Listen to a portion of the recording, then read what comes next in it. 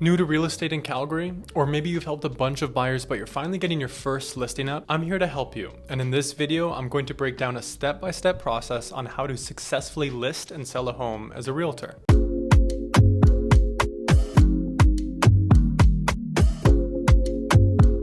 Hey, I'm Ryan Kelly, an agent with eXp Realty here in Calgary. I've helped a ton of agents on my team sharpen their skills and grow their business tremendously. If you're an agent looking for tips or mentorship, hit that subscribe button because I post content to help you close more deals. Okay, so let's get into it, and make sure you stay to the end of the video because I share one crucial tip that helps me increase my close ratio. So the first thing you're obviously going to need is the address so you can prepare a lot of data to back you up when you're meeting with the homeowner. Especially when you're a new agent, this is going to, one, give you more confidence, and number two, it's going to give the sellers a lot of confidence in what you're presenting them. So within the last 3 months, I've done more than 10 listing presentations and I nailed all of them. I didn't lose a single one. So what do I bring on my presentation? So the data I bring is mostly comp driven, and this will give you a structure on how you go through your listing presentation. You need to know the comps like the back of your hand. You need to understand area differences. Is it on a busy street? Is it backing onto a park? Is it a walkout? Is it undeveloped basement? You need to understand all the fine points of their home and the values they provide. A busy street, for example, versus an interior street can change the value dramatically. You need to understand things like countertops. Is it quartz or not? How much value does that add per bathroom that it's in? You need to understand the current cost of kitchen renovations and the current cost of basement developments. You need to be very detail oriented, and you need to provide this value to the seller to help them understand your list price. This is also very helpful in negotiations. When a realtor tries to present you an offer that's different from your list price, you can go back to them with the comps that you have in hand and get them up for your seller. To save yourself a lot of time, when you have the address, you want to pull title. This ensures that the person you are meeting is the person who can sell the house. The next thing you're going to want to do is schedule the listing presentation with the sellers and have them walk you through the property. During this time, you're going to ask if there's anything that stands out if they were a buyer that would deter them from their home. So sellers have the best understanding of their home and any highlights it has to offer. So this is when you can also get key points of what's good about the community, what's it close to, have the sellers done any hidden upgrades or value add that you are unaware of? For example, have they roughed in speakers? Do they have a rough in for a steam shower? Do they have rough in for vacuum flow? All these things could be value add for buyers and things you can include in a listing description. Especially when you're a newer agent, having a key understanding of where your client's house is in the community specifically is huge to understand. Is it close to any cafes? Is it close to any parks? Is it the best street in the community? And are they explaining why? This is also a great time to give value add to the sellers on how they can get more money in their listing. Is the paint in good condition? Are their handles on their doors loose? Do they need to clean it, declutter? What do they have to do to get more money in the home? These little things can go from unmaintained home to pride of ownership. So this next part, you really have to understand what you're doing because you are going to explain the price that you have in your head, and you are going to do live adjustments with what you saw in person on your walkthrough with them. This is when you really have to understand if they've done recent updates. For example, if you saw an outdated kitchen in the photos and you didn't account for it, and now they have a huge renovated nice kitchen. You have to do a live value on that because they're going to ask the question, how much does my kitchen add? 5,000. No, 25,000, right? And you have to be able to spit that out confidently and quick. You are going from a number that you prepared in your head. If all the photos and everything was exactly the same, it's an easy presentation. If you get there and they have trashed the place, you now have to reduce your number by a value given on the damages that you saw. If it's the opposite and they've completely renovated the place and they never told you that, you have to do an on-the-spot new comparisons, and you have to help the sellers understand the price that you're giving and be able to confidently give values for everything that they have in their home, negative or positive. It's always better to sit down with the homeowner and go through the photos of each comparable property so they understand the value of their home versus just thinking you came up with an arbitrary number. People will always understand better visually versus just telling them. And two really important things. One, always give a range of what the home can sell in. Do not give an exact price. We are not appraisers. We are not supposed to do that. and then do not overinflate the price. This will only bite you in the butt later when it eventually doesn't sell. So now that you've gone over price, you've gone through the home, you have to give a value proposition. Why are they hiring you, and why not the guy that's after you? So for me, it's a fairly unique approach. I rely heavily on my negotiating abilities, and I explain exactly how I do that to the sellers so they understand. And then it's not only me marketing the home, but it's my entire team marketing the home. Now is when you discuss commission, you discuss your final list price that you guys are agreeing on. Please, for the love of God, do not list at 9.9s. Do not be a 9.9 realtor. List at 700,000 or brackets of 25,000. 650, 675, a million. Do not list at 999. The reason you do this is people always start their search in brackets of zeros. They look from 500,000 to 600,000. If you are looking at 600,000 to 800,000 and you're listed at 599, you are missing the person who can spend the most on your home. I have my listing presentation formula absolutely dialed in, and it's proven because I've gone against some of the best agents in Calgary and won the client. So since I have this process so dialed in, if you're looking for a simple plug and play system, reach out to me. So next, once you've come to an agreement with the seller on list price and your commission, and they're happy with what you have to provide, there are some documents that you need to get signed. Depending on the listing, there's 3 to 4 required documents, and this is for Calgary, Alberta specifically. It will vary depending on your board and region. So the first document would be the Consumer Relationship Guide.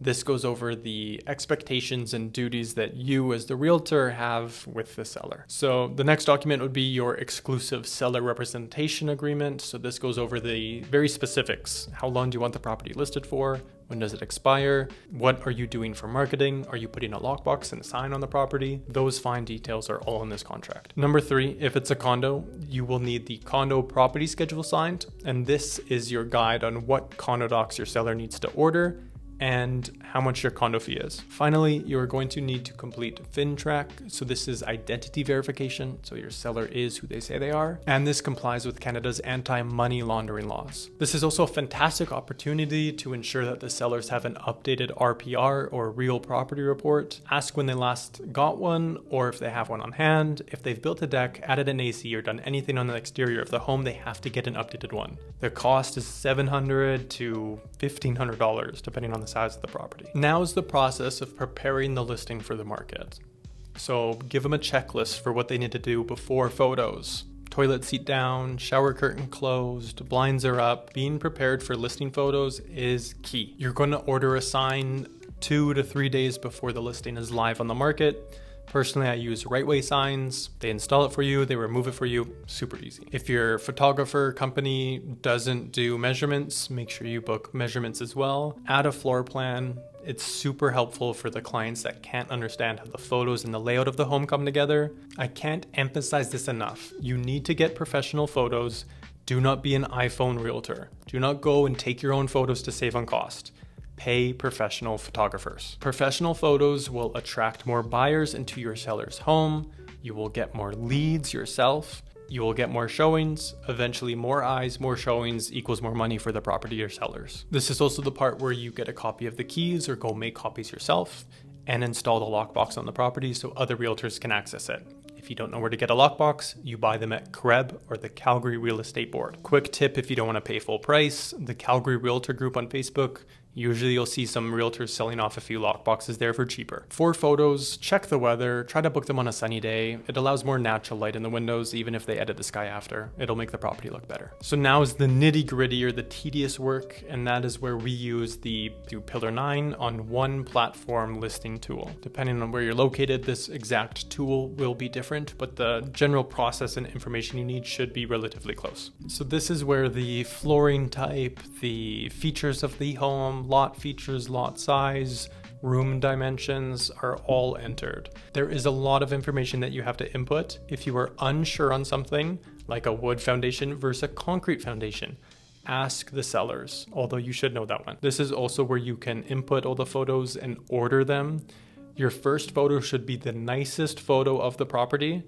Another quick tip for you, if your home is sitting on the market for a long time, rotate that first photo weekly. This is also where you can edit your open house dates and add open house dates. Make sure to upload your title and your measurements into supplements, and don't forget a listing description, showing instructions, showing time instructions, and showing time contact would be you. So now is the process of organizing showings. So in Calgary, we use an app called Showing Time. Another good tip for you is add the sellers to the application so they can confirm, deny, or propose new times when showings come in. This is also where you input how much notice is needed. For example, if it is a tenant-occupied home, you need to put 24-hour notice. You can also give instructions on how to find the lockbox, where you put it, is it a door code, and where the property is located, so the showing goes very smooth. So once you hit submit your listing, it is live on the MLS within usually 15-30 minutes.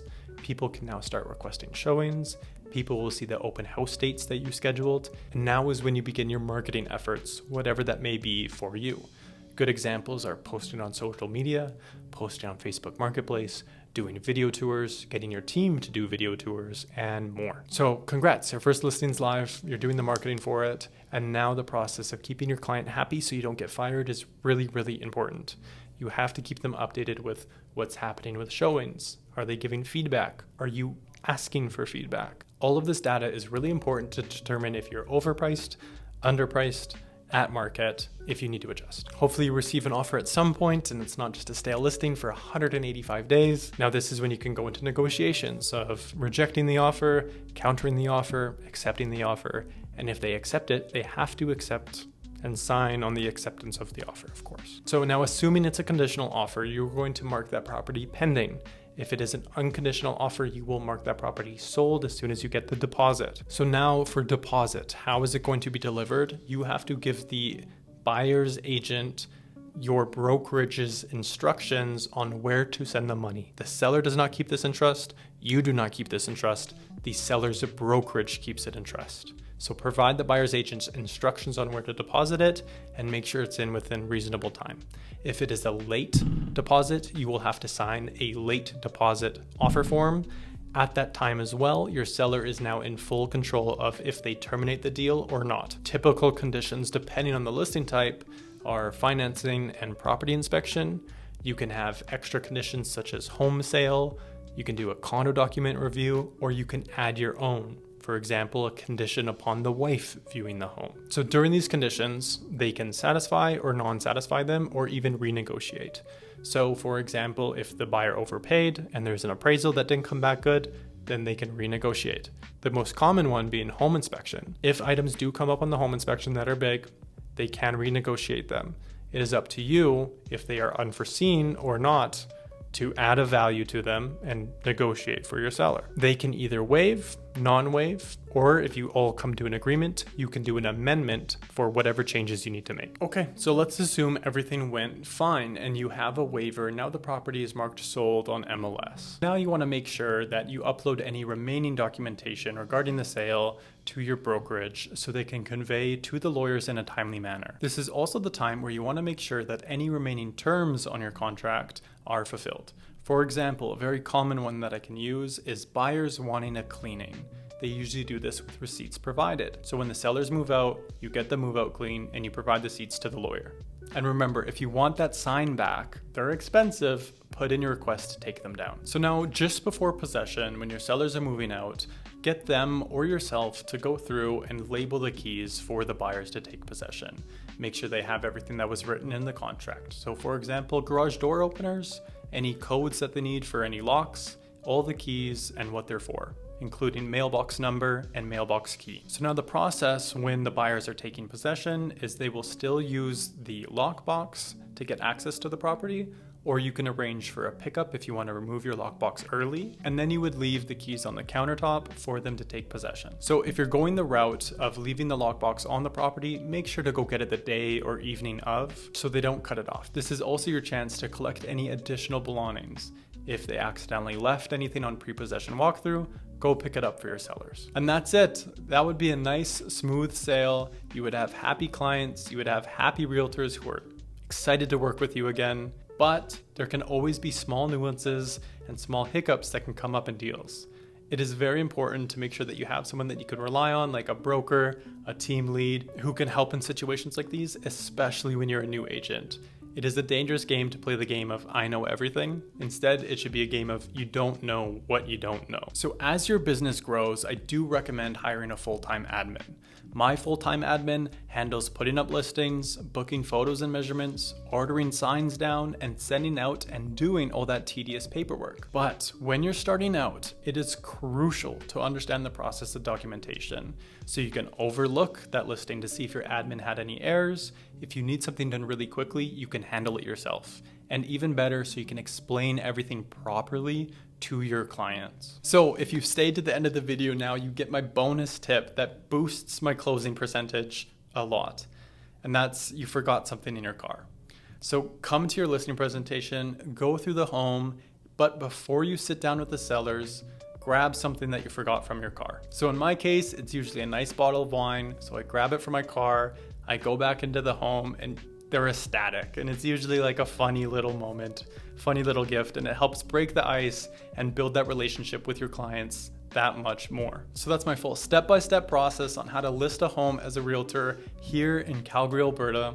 And my advice to you is don't cut corners, do the prep work, over communicate with your clients, and you will stand out in this business, I promise. I know it's a lot to take in, but once you've done it a few times, it does become second nature. If you found this breakdown helpful, hit that like button, hit that subscribe, and the bell icon. I put out videos like this designed to help realtors grow their business. And if you're a newer agent who's looking for systems, mentorship, or want someone to walk you through processes like this, step by step, that's exactly what I help my team with on a daily basis. Reach out, I'd love to connect and see if you're a good fit.